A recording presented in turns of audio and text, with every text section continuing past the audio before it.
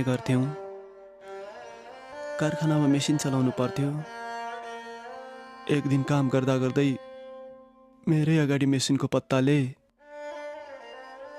उसको दुवै खुट्टा छिनाइदियो आमा।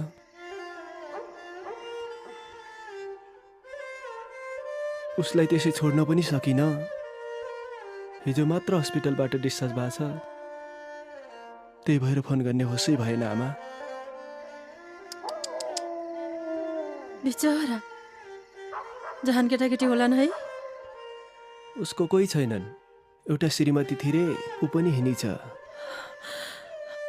बरु एउटा कुरा भन्छु है आमा। भन्न बाबु। आखिर म पनि यहाँबाट काम छोडेरै आउने हो क्यारे। अब हामी बाहेक उसको यस दुनियाँमा अरू कोही छैनन्। उसलाई पनि मसँगै लिएर आउँ कि भनेको। बुवाले के भन्नुहुन्छ, बुहारीले के भन्छन्, के गरौँ गरौँ भयो आमा मलाई त। हुन त हो क्यारे बाबु। उसलाई पनि आफ्नै छोराछोरा बनाएर राखौँला।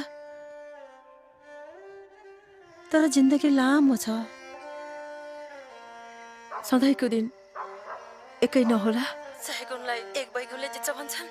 फेरि कुनै दिन मन फाट्ला। भावनाले मात्रै पनि व्यवहार चल्दैन।